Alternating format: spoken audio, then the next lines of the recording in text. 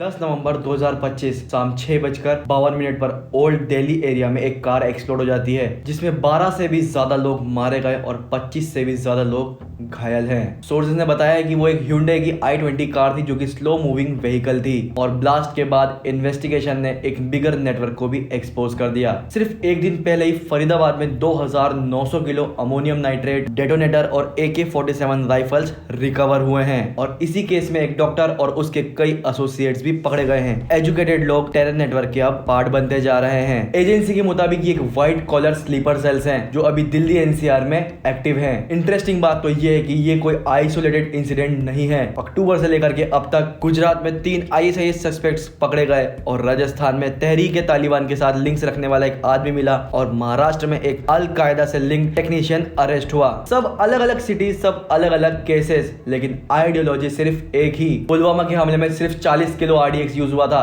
जिसमें हमारे 40 से भी ज्यादा जवान शहीद हो गए। यह 2900 किलो एक्सप्लोसिव मटेरियल मिला। सोचो कितना बड़ा स्केल होता अगर ये सब कुछ सक्सेसफुल हो जाता तो। और आयरनी तो ये है कि कुछ लोग इसे अभी भी इलेक्शन का एक स्टंट बोल रहे हैं, जबकि एजेंसी क्लियरली कह रही है कि ये एक फॉरेन फंडेड रेडिकल मॉड्यूल का एक पार्ट है। हर ऐसे ही बड़े इंसिडेंट या ब्लास्ट के बाद हम ब्लेम गेम शुरू कर देते हैं गवर्नमेंट, पॉलिटिक्स या पुलिस को। लेकिन आपने कभी सोचा है कि हर मेजर टेररिस्ट एक्टिविटी का लिंक एक ही आइडियोलॉजी से क्यों निकलता है और क्यों एजुकेटेड लोग भी अब स्लीपर सेल्स बनते जा रहे हैं और ऐसी क्या वजह है जिस वजह से हम इस थ्रेट को अब तक सीरियसली नहीं ले रहे हैं। और लास्ट में सिर्फ मैं एक ही बात कहना चाहूंगा, terrorism has only one religion and that is